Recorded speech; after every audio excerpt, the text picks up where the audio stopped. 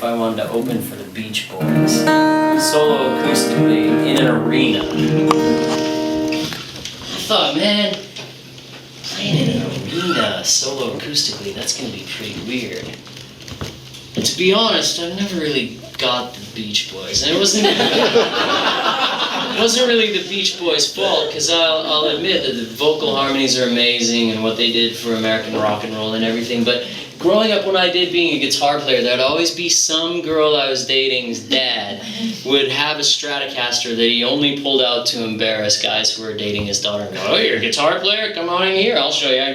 You know what kind of guitar I really like? The Beach Boys. And I was into like Joe Satriani and Steve Vai and those cats at that point. So seeing some red pinstripe beach wearing guys going, you know, it wasn't what I was into at the time, and it was one of those things like where you don't like someone's fans, so you don't like the band. So for a while it was that, and then when I got a bit older, Kokomo was the song I heard on Dances, and I was like, I really don't, I don't like major seventh chords very much. They have this sort of fart on an airplane. No one has played as many major seventh chords as the Beach Boys have, so I was but I thought, sure, I'll go because it sounds like it'll be interesting, I'll do it. So I did the show, and I did kind of what I'm doing here. I just kind of went up and went, well, I'm going to try and project it. I played lots of arenas opening for other bands, and I thought I'm just going to try and project to the back of the room as well as I can, and it went really well. People were quiet in the right places and applauding in the right places, and I thought this went really well. So as I'm packing up my gear afterwards, I heard the words, you never want to hear as someone who just played music or anyone who's ever done anything with anybody, where a guy from the sound company came up and started helping him and went, how do you think that went? I said, I think it went pretty well. I mean, in an arena, you can hear after you're done, and then the headliner comes on, and it's this huge, overwhelming sound, and you realize that there's like 15,000 people going, who is this? Where's my seat? But it's still, while I was on stage, it felt like it was this, everyone was getting it, and they were with me, and they applauded for the Wide Mouth songs, and the guy helping me pack up said, well, one of the Beach Boys is this guy named Bruce Johnston, and he had some problems with what you did in the set, and he's a very outspoken guy, and he's probably going to come talk with you about it. What did I was trying to think if I dropped the F-bomb, or if I played a Beach Boys song, or what I did that I could have possibly upset this guy, because I was like, it all felt like it went pretty well. And then I'm thinking to myself, how am I going to know it's him? Like if it was Brian Wilson who had a problem with what I did, I'd know it was Brian Wilson. And if it was John Stamos who's been drumming with him, I'd know him. So I bring my stuff backstage, and as I walk by, there's two of the Beach Boys are wearing the guys who've been in the band for the longest time have the loudest Hawaiian shirts and the loudest hats that basically say original member on them. So I went, okay, he's one, that's Mike Love, and I know that guy, so that's probably Bruce. So I go in my dressing room and I'm changing afterwards, and it's like the saloon doors when someone comes in to kill someone, they just go bump, and he comes in and points at me and goes, you gotta start all over. I don't know where to, oh my god, I don't mean to be a dick, but I've won Grammys, okay? I'm Bruce. And I was like, whoa. Kind of a dick move, actually. And I was like, listen, your first song had about 3 chords in it. You want to explain that to me? I said, well, you know, Mr. Is it Bruce? Twist and Shout has 3 chords. In fact, John Lee Hooker has some 1-chord songs that are some of my favorite songs that anyone's ever done. I don't think you have to over-intellectualize everything. Sometimes, especially for a big crowd of people, doing something really simple off the top kind of draws them in. He says, shh, no. You need to listen to, do you listen to New Country Radio? Well, not really. For me, it's kind of 80s rock with nursery rhymes. It doesn't. He's like, no, that's where the good stuff. Like, you were singing, but you weren't singing the song. They may have seemed like they were having a really great time, but the audience didn't get it at all. And then he went, I have to get my in-ear monitors on, I have to leave. And he left, and I was sitting there still shirtless and stupefied, just like, what just happened? I feel like it went really well, and I don't want to get confrontational with this guy because he is who he is, and I am who I am, and there's no... But I thought, wow, that's really... I've been lucky enough in my career to meet some heavyweight dude. Last time I met a legend while I was in the shower, it was when we were touring with AC/DC, and Brian Johnson came in while I was holding a towel in front of myself and went, it's great to have you on tour. Let's go on a Nos sometime. You guys are wicked. It was so much fun playing there. And hey, and he told us a joke that I can't repeat about B.B. King, and told us some stuff. And then I'm used to meeting these heroes and them exceeding my expectations of what they're like as human beings. The people who are the best don't need to be petty and don't need the positive strokes, and they get enough of it, so they're always the warmest, kindest. B.B. King, when he was 75, sat through 100 people signing stuff after a show in Saskatoon before he got to my guitar. And he must have been exhausted.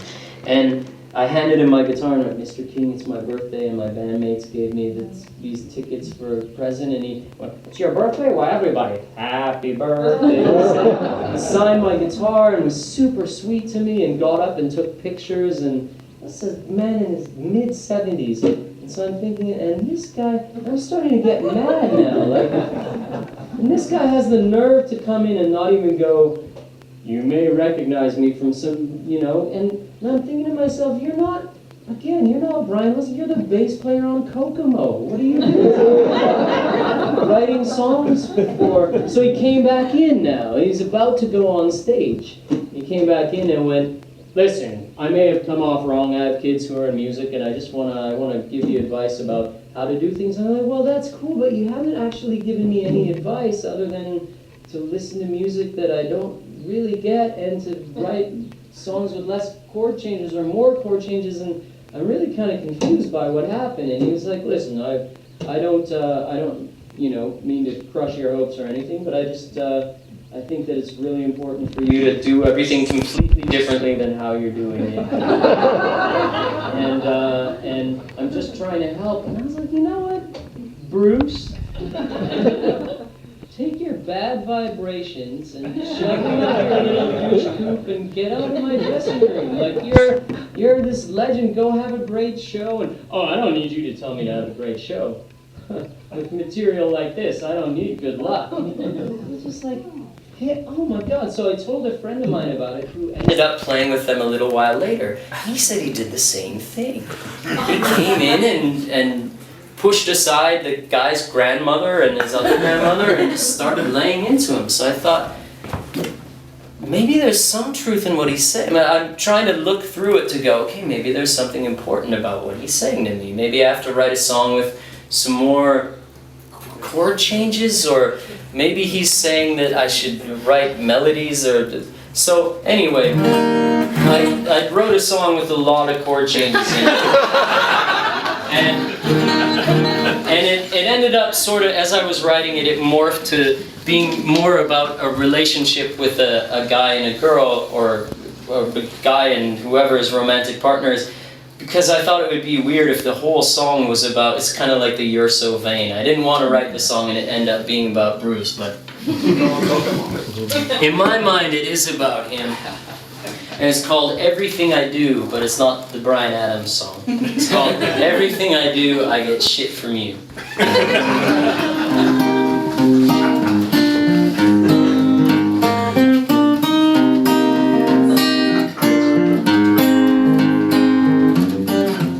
Already, what is that, like 8 chords?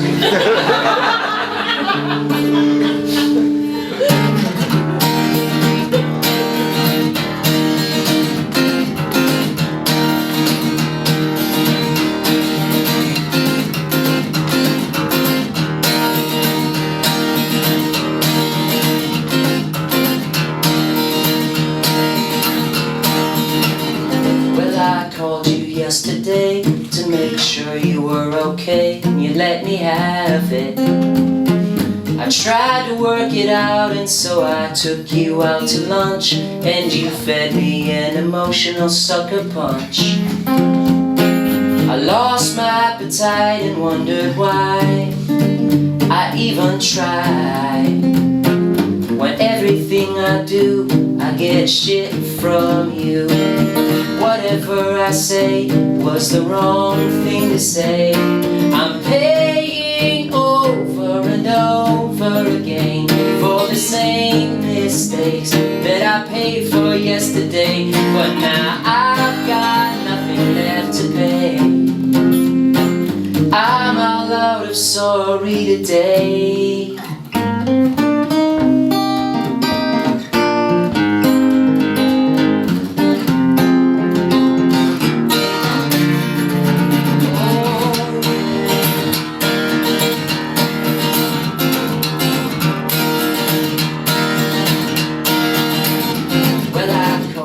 Last night to make sure you were alright, and you went off about everything that I do wrong. We both know you're right, but I was tired and wanted to fight. I hate this game. Well, I take all the blame for everything. It's such a shame that everything I do, I get shit from you. Whatever I say was the wrong thing to say. I'm paying over. Whatever I say was the wrong thing to say. I'm paying over and over again for the same mistakes that I paid for yesterday. But now I've got nothing left to pay. I'm all out of sorry today.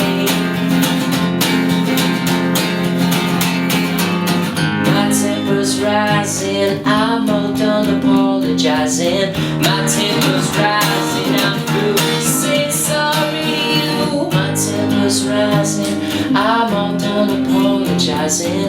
My temper's rising and I'm through saying sorry to you.